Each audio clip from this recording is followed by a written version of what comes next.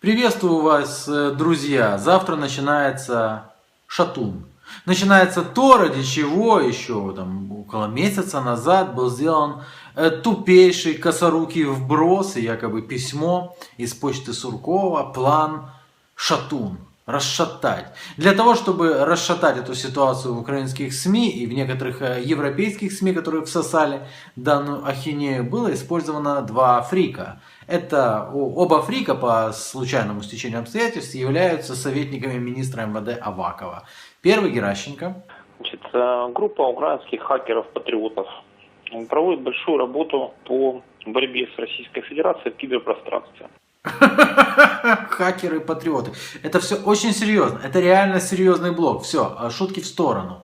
Знаете, я привык всегда говорить языком фактов. Вы знаете, да? Ну, честно, я, допустим, в своей жизни не встречал человека, который бы еще сильнее следил за тем, что вылетает у него изо рта. Знаете, Тимур, я изучил внимательно документы, опубликованные с почты Владислава Суркова. У меня нет никаких сомнений в их аутентичности. Если ты не веришь советнику министра МВД Геращенко, значит ты тупой сепар. Следующий фрик – это Шкіряк, тоже советник. Уже не питання, все ж підтвердяться, оскільки на сьогоднішній день ми можемо з певністю говорити, що вся переписка, яка викладена українськими хакерами-патріотами кіберхунта, є автентичною, що підтверджено експертизами Міністерства внутрішніх справ. Хорошо было бы увидеть результаты этой экспертизы МВД, которая подтвердила аутентичность плана Шатун, потому что некоторые маловеры из вот этих вот из сепаров, проплаченных Кремлем, обнаружили, что файл PDF создан за 2 дня до отправки, а отправлен за месяц до своего создания. Я думаю, що перш за все потрібно порадіти за те, що сьогодні в Україні є спеціалісти, до речі, це волонтери, недержавна організація, які можуть так гідно і чітко протистояти, в тому числі информационной агрессии. Действительно, мы можем только порадоваться за то, что профессионализм этих ребят, которые 4-й раз пытаются взломать мои платежные системы путем тупейшей отправки запросов на получение средств, настолько высок. Насправді цей документ і оприлюднена кіберхунтою інформація є абсолютно автентичною. В общем, понятно. Два самых уважаемых в Украине человека заявили о том, что документ аутентичный. Несмотря на то, что в них полетели шайки, гнилые помидоры, и даже самая упоровшаяся часть публики не поверила в этот план Шатун. Уж больно он по-детски и коряво написан. Ну, также ряд экспертов выступили.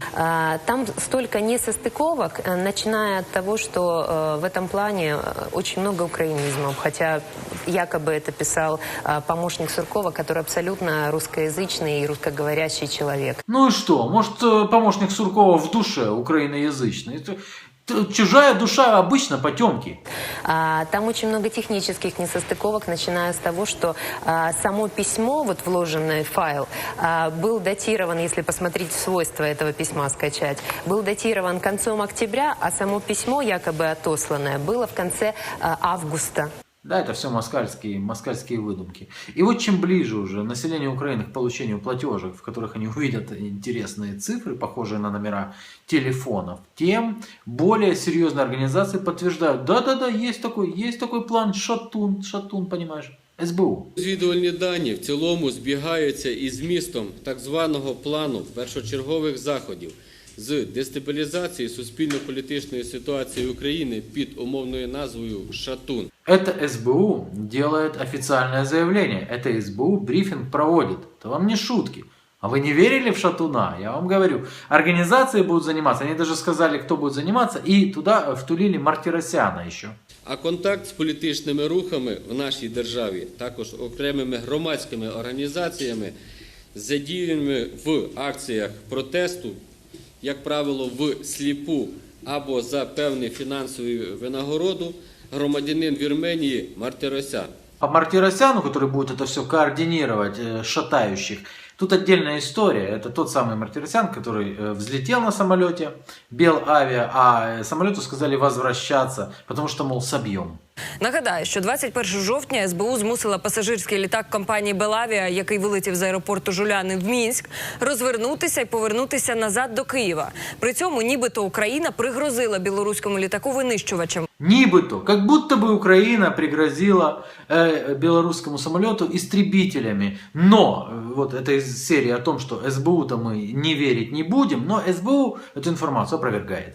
Хоча у Службі безпеки заперечили цю інформацію. Информацию о том, что Украина сказала, что поднимет истребители, сообщил пилот этого самолета. Не будем мы ему верить, нет. Сообщил нам, что мы обязаны вернуться в аэропорт Киева-Жуляна. Причину не сказал. Сказал, что причина будет, вы получите на земле. И если не выполните команду на возврат, то будут подняты истребители.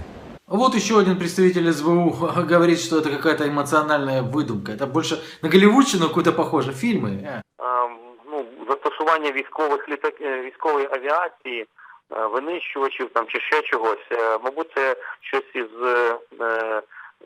якихось голівудських фільмів там чи ще чогось. Тобто, мені здається, що ця ситуація дещо якби так емоційно забарвлена, тому мені важко сказати, чому така інформація з'явилась. Сынок, СБУ никогда не врет. СБУ не врет никогда. Для того, чтобы доказать, что СБУ не врет, Белавиа опубликовала переговоры летчиков с землей. Поступило указание, вам необходимо вернуться на аэродром вылета Жуляны. За невыполнение будет поднята боевая авиация на перехват. А что случилось такое? В эфир не могу передать, была 845, 840. По прибытию все узнаете. СБУ самая правдивая служба. Я просто понять не могу. Они не могли додуматься, что Белавиа опубликует эти переговоры? Это сложно подумать на шаг вперед. Они привыкли на 5, на 10 шагов вперед думать. Вот, допустим, речниця СБУ Олена Гітлянська рассказывает, для чего же они возвращали Мартиросяна, а потом его опять отпустили. Речниця СБУ Олена Гітлянська повідомила, що Служба безпеки України отримала інформацію про іноземного громадянина і можливу загрозу національній безпеці держави. Но после разговора с Мартиросяном, вы не поверите, опасность была нейтрализована, и он улетел. Після перевірочних заходів СБУ впевнилася, що загроза національній безпеці локалізована, і через інцидент МЗС Білорусі вручило ноту повіреному Україні. Они его просто перекодировали. Они Арменов выключили красную кнопку и нажали синюю. Он перекодировался и перестал представлять угрозу для национальной безопасности. А вот сейчас, не зря же мы самолет поворачивали. Давайте вот такую многоходовку сделаем для тупых, для самых тупых. И выдумаем, что это Мартиросян всем руководит. И таким образом покажем, мы же не зря самолет возвращали. Виїзди за межі України, а саме в Російську Федерацію, організаторів цих акцій. Для отримання як фінансування, так конкретних інструкцій. Организаторы акций вылетают в Россию для того, чтобы получить инструкции, а в наш-то 17 век, как они получат иначе эти инструкции? И деньги. Они получают там деньги сумками, а потом их привозят в Украину. Основний акцент протестних акцій зміщуватиметься на питання підвищення тарифів. А рабы, если они выходят недовольные тарифами, значит, они уже куплены Кремлем. Значит, они какие-то нехорошие рабы, злые рабы. Злой раб, я вам скажу, это, знаете, врагу не пожелаешь. В общем, получается, что все, кто недовольны платежками, те агенты Кремля. И они как раз-таки и есть в плане Шатун. Но более того, что бы еще туда засунуть в этот план Шатун? Першою контрольованою і проміжновою датою, відповідно до отриманих нами даних, визначено 24 листопада. Це день, на який заплановано проведення саміту Україна-ЄС, де повинно відбутися фінальне питання щодо надання безвізового режиму. Получается, безвизовый режим Украине тоже не дают из-за Шатуна. Путин, дай Украине безвизовый режим. Все украинские СМИ подхватывают эту информацию. План «Шатун». СБУ попереджає, протягом наступних 3 тижнів Росія хоче спричинити в Україні низку акцій з заворушеннями. Провокації в Києві, областях і на фронті. СБУ розказала про «Шатун» – план Кремля із дестабилизации ситуации в Украине. Массовые беспорядки, блокирование административных зданий и жертвы среди протестующих. Службе безопасности стали известны планы Кремля по дестабилизации в Украине. А теперь шутки в сторону. Сегодня ряд СМИ уже опубликовал платежки некоторых людей, и люди получили платежки за 2 недели. Из платежек они узнали, что они должны отдать пол своей зарплаты за коммунальные. И что они сделали? Плюнули в эти платежки. Фу. Потому что эти люди являются настоящими патриотами, и они считают это абсолютно неважной чепухой. Они бросили это и пошли дальше петь гимн. Но России надо раскачать ситуацию. Поэтому сегодня она руками Бойко избила Ляшко. Лідер фракції опозиційного блоку Юрій Бойко зацідив кулаком в обличчя лідеру фракції Радикальної партії Олегу Ляшку. Вы спросите, Россия тут при чем? Наивные. Спросите об этом у Парубия, у спикера парламента, потому что он четко увидел в этом уже выполнение плана Шатун. Це, я переконаний, є замовлення зовні для того, щоб послабити нашу державу. За вказівками з Кремля намагається тут, в нас, в українському парламенті, ситуацію дестабілізувати. Я, як голова парламенту, чого не дозволю. Ударил Ляшко, раскачал ситуацию в стране. Все те, кто недооценивают план Шатун, кажутся мне глупцами. Не так давно Ангела Меркель продемонстрировала свое отношение к вновь избранному президенту Соединенных Штатов Трампу. Дякую. Есть такая земля в Германии, Северная Рейн-Вестфалия. Эта земля очень важна для Меркель. Победа социал-демократов в Северном Рейне-Вестфалии добавит очков их местному лидеру Ханнелоре Крафт. Именно она тогда возглавит Ландтаг этого региона и получит шанс стать кандидатом в канцлера. Но дело в том, что в этой земле у Ангелы Меркель есть поддержка в лице... У действующего канцлера на местных выборах есть свой протеже Норберт Рёдген, министр охраны окружающей среды. В Северной Рейн-Вестфалии у Меркель свой человек, министр окружающей среды. После того, как избирают пророссийского, кстати, его избрали в соответствии с планом Шатун, Трампа, Меркель выказывает свое недовольство. И моментально. В Германии горит склад химических продуктов. Инцидент произошел в земле Северной Рейн-Вестфалия. В прошлом году Петр Алексеевич Порошенко отправился в Италию. Сегодня время Петр Порошенко провел целый ряд встреч. Сначала встречались 2 президента. Мы не знали всех договоренностей, которые состоялись у нашего президента с руководством этой прекрасной страны. А договоренности заключались в том, что уже в декабре из Италии в Украину должны были хлынуть дешевые, качественные европейские продукты. И в это же время Италия должна была распахнуть свои двери для продуктов украинского производства. И вот. С момента вчерашнего землетрясения в центральной части страны зафиксировано несколько десятков подземных толчков. Взаимные поставки сорваны, контракты отменяются. План Шатун в действии.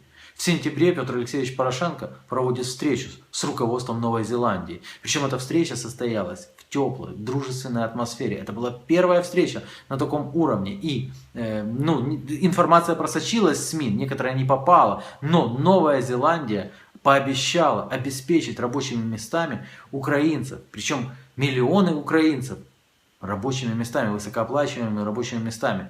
И это должно было произойти уже в конце ноября. Уже в конце ноября на Украине практически не осталось бы безработных. План Шатун.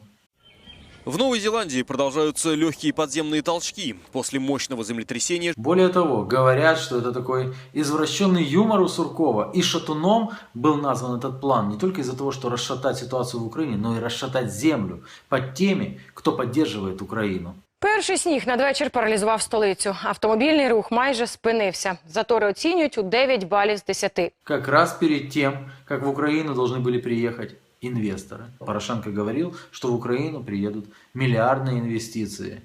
Теперь они не могут приехать, потому что на дорогах заторы. Путин, что же ты делаешь? Оставь нас в покое, Путин. Оставь нас уже в покое, наконец-то. Изыди! Что же ты творишь? И пока люди в занесенном снегом, который был прописан в плане Шатун по дестабилизации, в занесенном снегом Киеве пытались расшатать грузовики, застрявшие в этом шатуновском снегу, где-то за 1000 километров человек циничный, злой, сквозь пуленепробиваемое стекло Кремля смотрел на площадь, на Красную площадь и ухмылялся. План Шатун начинал действовать.